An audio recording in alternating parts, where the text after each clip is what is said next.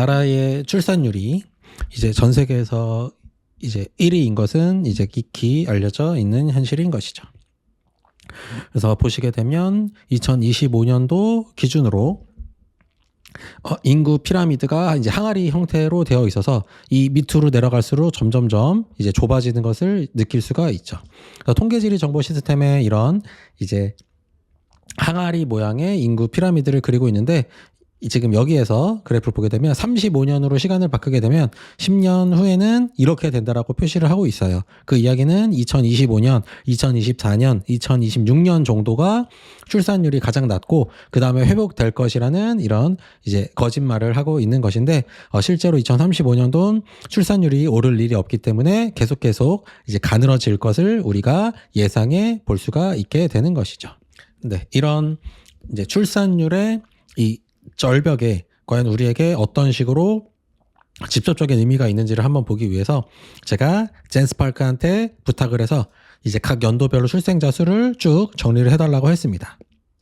근데 2024년도는 아직 통계가 되어 있지 않아서 제가 통계청에서 24년도 1월부터 11월까지의 인원수를 측정을 한 다음에 2024년 12월은 아직 통계가 되어 있지 않아서 그냥 나머지 개수의 평균을 쳐서 측정을 해보았어요. 그래서 2024년도까지 우리 최근의 출산율을 확인해 볼 수가 있게 되겠습니다. 그 상태에서 역시 제임스 파크한테 6년 단위로 묶어달라고 해서 24년부터 19년생, 그 다음 18년부터 14년생 이런 식으로 6년으로 묶여달라고 했습니다. 자, 그리하여 제가 24년도부터 2019년생까지는 다 유딩으로 묶고 그 다음에 나머지 6년은 초딩, 그 다음에 나머지 6년은 중고딩, 6년은 대딩, 그 다음에 6년은 사회초년생은 400명, 그리고 대딩은 290명, 중고딩은 280명, 초딩은 240명, 유딩은 160명 정도가 된다라고 우리가 비율적으로 확인해 볼 수가 있죠. 실제로는 이제 160만 명인 건데 그냥 160명이라고 하면 우리가 비율로 생각해 볼 수가 있게 됩니다. 자, 그래야 오늘이 2025년도고 지금으로부터 약 6년 후가 되면 이제 초딩은 이렇게 줄어들게 되고 이제 유딩들이 초딩이 되니까 그다음에 중고딩은 이렇게, 대딩은 이렇게, 사회초년생은 이렇게 되는 것이죠. 자, 다른 데가 줄어드는 것보다 결정적으로 사회초년생이 400에서 이제 300도 아니고 290이 되면 그러면 27.5%의 내 고객이 없어지게 되는 것이죠. 그렇다면 우리가 사회초년생을 대상으로 하는 업종은 뭐 술집이 될 수도 있고 영화관, 옷, 식당, 미용실 등등이 될 수 있는데 그런 곳들은 그리고 대학교 그 자체도 될 수가 있죠. 그런 것들은 27.5%가 나가리가 난다는 이야기인 거고 그 이야기는 다 같이 매출이 30%가 줄어들게 되면 그냥 다 같이 폐업한다는 얘기인 거고 또는 10개 중에 3개는 폐업하고 7개만 살아남게 된다라는 것을 우리가 확인을 할 수가 있고 이제 제가 단순하게 이 사회초년생을 대상으로 하는 업종을 지금 우리가 6년 후에 어떤 일이 일어날지를 상상해 보자라고 이야기를 했는데 실제로는 이들이 여기에서 매출을 27.5%를 떨어뜨리게 되면 그러면 여기에서 있는 나머지 나이대 분들의 수입도 줄어들게 되면서 계속 연쇄적으로 영향을 받게 된다라는 것을 이야기할 수가 있고 그리고 대딩은 290에서 280이 됐으니까 그나마 일단 한 번은 버텼는데 중고딩도 이제 14.29%가 감소됐다. 그러면 역시 중고등학교도 마찬가지고 문방구, 학원, 뭐 마라탕집 이런 데들도 14%의 매출이 감소가 되면 이 14.29%니까 약 매출이 15% 감소한다고 하면 이제 월세가 이제 너무 낮지 않은 이런 업종들은 다 망한다 이런 얘기가 된다라는 것이고 초등학교는 뭐 초등학교 자체 그다음 문방구 떡볶이집 뭐 학원 아이들도 머리 깎아야 되니까 미용실 못 가게 등등등등 이 수많은 업종들이 33.3%가 감소가 된다라는 것이 당장 6년 후에 일어날 일이라는 것을 지금 예상할 수 있다는 거예요. 사회초년생들 쪽도 엄청나고 그다음에 초딩 쪽도 엄청나고 나머지들도 엄청나다라고 할 수가 있게 되고 그리고 12년 후가 되면 지금 상태에서 12년 후를 바라보게 되면 지금이 400, 290, 280이니까 160, 240, 280이 된다라고 했으면 중고딩은 42% 감소, 대딩은 17% 감소, 사회초년생은 30% 감소된다라는 것을 확인할 수 있으면 이것이 어떤 일이 일어날지 그럼 학교도 10개 중에 4개는 12년 후에는 없어지게 되는 것이겠네요. 그렇다면 지금 뽑고 있는 선생님들도 반도 안 뽑겠죠. 왜냐하면 반을 뽑으면 이 때는 되겠지만 여기에서 또 앞으로 더 줄어들 거기 때문에 점점점 줄어들게 될 것이고, 그리고 한 번 더 6년으로 생각해 보게 된다면 대딩은 44%, 사회초년생은 40% 감소하게 된다. 그러면 이제 이들은 세금을 슬슬 내기 시작할 때가 되면 그러면 이들의 내는 세금도 40% 줄어들게 되고, 이 지금 사회초년생, 대딩, 중고딩, 초딩, 유딩들이 사회적으로 이제 창출하게 된 그 가치가 다 이렇게 줄어들게 되면 우리의 미래, 우리 사회의 미래는 암울하다고 밖에 생각할 수가 없게 되는 것이죠. 그래서 우리가 지금 예상해 볼 수 있는 우리의 미래는 전반적으로 작살로 예상할 수가 있고, 이 작살의 근본 원인, 무엇이든지 열심히 하고 빨리빨리 문화로 뭐 야근이 됐든 어떤 업무 처리에 대해서는 어떤 식으로든 인간이 할 수 있는 최고의 속도로 해내는 한국이 이런 식으로 작살이 나게 되는 근본적인 이유는 이 케인즈 빨갱이들의 돈놀이 때문이 되겠죠. 그래서 모든 것을 다 돈을 찍어내서 쇼부를 보는 것 때문에 우리의 노동, 우리의 가치, 그다음 우리 회사의 가치, 회사의 노동 이런 것들이 다 녹아지기 때문에 이런 일이 벌어지게 되는 것이죠. 자, 이것이 가장 근본적이라는 것을 우리가 절대로 잊으면 안 되겠고, 이런 것들에 대한 결과에 이제 가장 가시적인 절정이 부동산이라고 할 수 있게 되는 것이죠.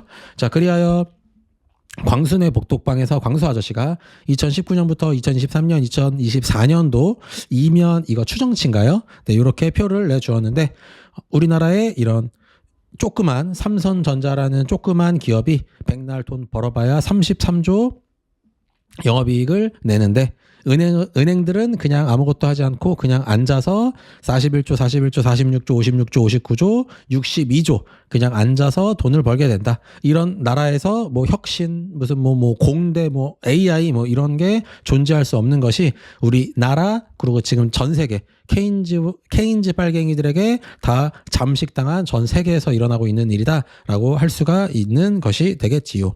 자, 그리고 우리나라는 더 심각하죠. 서울 아파트 연령별 매수 비중이 왜 그러는지 모르겠는데 2023년도와 2024년도에 30대, 40대들 그리고 50대들조차도 아파트들을 계속 사대고 있다. 그리고 이런 60대, 70대 사회적으로 자산이 가장 많으신 분들은 상대적으로 사지 않고 이런 젊은 세대들이 연끌을 통해서 서울 아파트가 평균적으로 11억, 12억 정도가 되고 있는 오늘날 이 시점에 이들이 이것을 사고 있다라는 것은 이들의 부모님이 사준 것이 아니라 본인들이 연끌을 했다라는 것이고, 지금 출생률이 18년 후에 이런 식으로 다 작살이 날 건데 아직 18년이 되지 않는 2025년 오늘날 이 시점에도 이들이 이렇게 사대니까 그 가격이 오르고 그 가격을 감당하지 못해서 서로 대출 싸움을 하기 때문에 그래서 은행들은 계속 돈을 벌게 되고 사회 초년생들이 사회에 창출해야 될 가치는 점점 나가리가 되면서 이제 다 내수로 시작되는 모든 것이 다 작살나고 있다라는 것을 확인할 수 있다라는 것이 되겠죠. 그리고 그 30대, 40대 그 아파트를 사댔던 그 30대, 40대들은 부모님한테 돈을 받아서 산 것이 아니라 본인들의 부채로 사게 된 것이다. 이러니까 내수가 돌 수 없는 것이 그냥 데이터상으로 표현이 된다라는 것이 되겠고 그래프가 무시무시하죠. 그래서 점점 그래프가 매매 가격도 올랐고 전세도 따라서 같이 올랐고 중요한 건 전세 대출이 전세를 끌어올리면서 그것이 부동산 가격을 오르는 이런 악순환의 고리에 우리가 오늘 살아가고 있다. 출산율을 논외로 하더라도 이미 지금 작까지는 왔다라는 것을 확인할 수가 있었다라는 점을 생각해 볼 수가 있는 것이죠. 그래서 이것을 조금 늦출 수 있는 다른 나라보다는 상대적으로 늦출 수 있는 기회가 제가 생각하기에 뇌피셜적으로 2번 있었는데 그때 한 번이 이제 수도권 이 경기도 서울로 대표되는 이 부동산 과열과 이 밀집돼 있고 그다음에 중요한 것은 우리나라의 중간에 있지 않아서 이 사회적으로 지금 손해를 보고 있죠. 계엄령 때 국회의원들이 국회에 빨리 모이지 못했던 이유가 수도가 지금 너무 북쪽에 있는 한쪽 구석탱이에 있는 것도 문제가 되는데 이런 것들에 대해서 2025년도에 이 노무현 아저씨가 대통령이 되기 전에 수도권 가밀화를 해소하고 국가의 균형 발전을 위해서 행정 수도 이전을 공약으로 제시해서 이분이 독재를 한 것이 아니라 민주주의 가반수에 의해서 이분이 대통령으로 당선이 되어서 하려고 했는데 헌법재판소에서 우리나라는 600년 동안 서울이라고 하였기 때문에 서울을 수도라고 하였기 때문에 안 된다라는 개소리로 무려 9명 중에 8명이 개소리를 하여서 우리나라의 이 패망을 더 당겨주었다라는 것이 확인이 되었죠. 관습적으로 거기가 서울로 생각되고 국민적 합의가 필요하다라고 해서 안 된다고 했는데 이분이 대통령이 된 것이 이분이 이런 정책을 이야기한 것이 대통령 때 한 것이 아니라 대통령 후보 때 했는데 그래서 국민들이 다수결을 통해서 이것은 충분히 필요하다라고 인정을 받아서 대통령을 만들었더니 요 쓰레기들 8명이 이런 말 같지도 않은 짓을 해서 우리나라의 패망을 더 당겨주셨던 것을 우리가 과거의 역사에서도 확인해 볼 수가 있고 그리고 두 번째로는 이제 전세자금 대출. 우리나라 부동산의 가장 근간은 대출인데 더 정확하게는 대출이라기보다도 전세자금 대출이라고 더 표시를 할 수가 있지요. 다 전세를 통해서 이렇게 다 끌어올려진 것이니까 이런 것들이 다 기회가 있었는데 다 망쳐졌고 이것은 이명박 아저씨 때문일까요? 노무현 아저씨 때문일까요? 박근혜 아줌마 때문일까요? 문재인 아저씨 때문일까요? 윤석열 때문일까요? 다 얘네들 다 같은 편이죠. 다 케인즈 빨갱이들이기 때문에 이들이 우리를 다 존 먹였다라고 확인할 수가 있고 저희 구독자분들은 거의 전반적으로 이렇게 생각을 하실만 하겠네요. 자, 이것을 해결할 수 있는 방안. 제가 너무 이제 부정적인 이야기를 많이 하는 것 같아서 제가 이제 항상 이제 긍정적인 이야기를 요새는 좀 앞으로 좀 해야 되겠다라는 생각을 좀 하고 있는데 해결 방안은 작은 정부를 지향해야 하는 것이 되겠죠. 그래서 좀 놔둬라. 자본주의와 민주주의가 올바르게 작동할 수 있도록 놔둬라라는 것이 가장 큰 방점이 될 수가 있겠고 이 작은 정부를 지향하지 않는 무리들을 뭐라고 하냐? 우리들은 정치인이라고 부르게 되겠죠. 자, 그리하여 내가 한 개인이 내가 생각하는 우리나라 우리의 방향을 내가 생각하는 방향과 거의 비슷하게 어떤 정치인 이야기한다면 내 생각이 버러지스럽다. 케인즈 빨갱이와 동일하다라고 생각을 하면 되겠고 그러면 어떻게 생각해야 되나? 나 개인은 사안 하나하나를 따로따로 봐야 되는 것이다 라고 할 수가 있겠죠. 자, 그리하여 제가 위에서 설명했었던 이 개입주의자들 케인즈 빨갱이들이 이제 개소리를 하는 것을 우리가 따라가면 안 되는데 그들의 이야기하는 것의 정점은 우리나라 그리고 지금 이 사회 우리가 지금 어려운 것은 부자들에게 돈을 더 쥐어줘야 된다. 그러면 모두가 다 잘 살게 된다. 이것을 낙수효과라는 이름으로 이야기하고 있는데 이것이 안 되는 게 수십 년 동안 역사에서 증명이 되었는데 지금도 이야기하고 있고 그 친구들은 또 어떻게 이야기하냐? 거지들에게 돈을 쥐어주면 모두가 부자가 된다. 그리고 그것을 승수효과라고 이름을 붙여서 이래야 된다라고 이야기하고 있는데 모두 다 원팀이다라는 것을 잊으면 안 된다라는 점을 항상 강조를 하고 싶어요.